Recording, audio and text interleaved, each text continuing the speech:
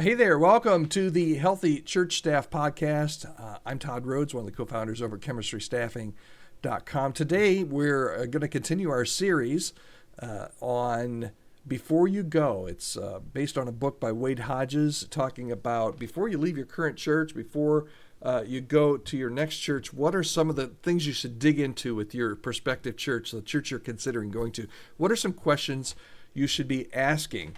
And today we're going to be talking about how to align your expectations with the reality of a new role. Are the church's expectations for you clear and realistic? And do they match really what you're expecting? We talked about this a little bit earlier when we introduced this whole culture part of looking at things. But one of the biggest challenges in any transition, and it starts during the interview process, even before you accept a position. One of the biggest challenges is managing expectations. We work with churches all the time, and sometimes we'll hear from churches that, hey, we're interviewing this candidate, we really like him, but then we followed up with him afterwards. It's been 3 days, he's not replied to our email. That's an expectation that the church has.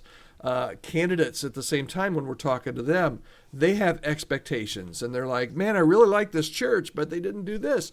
The church missed an expectation. Part of the dance of discovering whether or not this church is going to be a good church for you and whether you're going to be a good fit for this church is managing these expectations.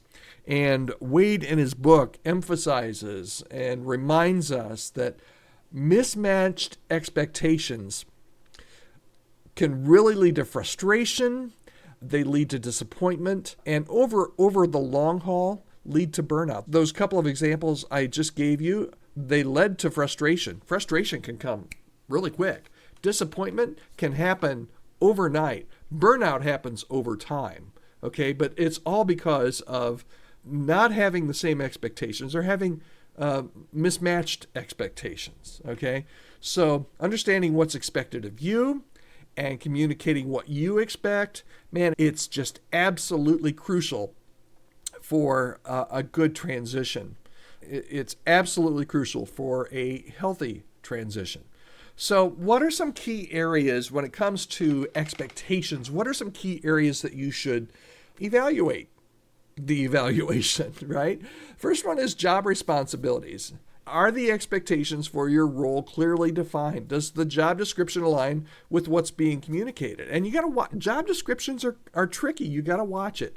You may be handed a job description from a person that was there 20 years ago, and they just haven't updated the job description. The job description may or may not be accurate. So you're going to want to dig in and ask some questions about, okay, it says this here. Is this really, explain that to me.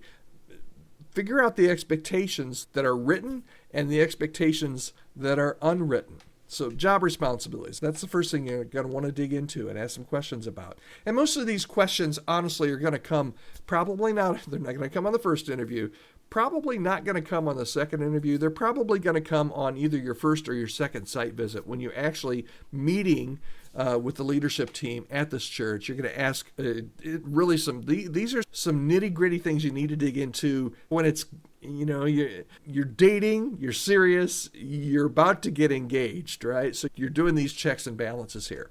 So the first is make sure your expectations and that they all match when it comes to job responsibilities, but also make sure that they match when it comes to the metrics that they're going to measure you on. How are you going to know, and how are they going to know that 6 months, a year, 18 months, 5 years in, that you're doing a good job? How does the church measure success in your role? Those are some questions you need to ask. Are these metrics realistic? If they're a church of 100 and they say, we want to be a church of 1,000 in 18 months, is that realistic? Is it achievable?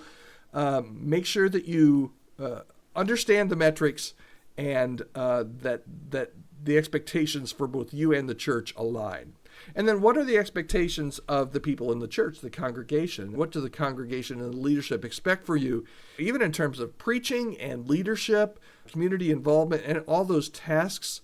What expectations do you have? What expectations did they bring to the table? Do you match up?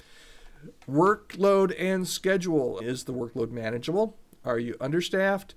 Does the church support a healthy work-life balance? Are there unspoken expectations for long hours? Are you on call 24/7? Those are all expectations. If the church has expectations that you think are unreasonable, this is the time to figure that out and have that conversation. You don't want to have that conversation 6 months in. It will not end well for you. It just won't. And then finally, support and resources. Will you have the staff? Will you have the support? Will you have the budget?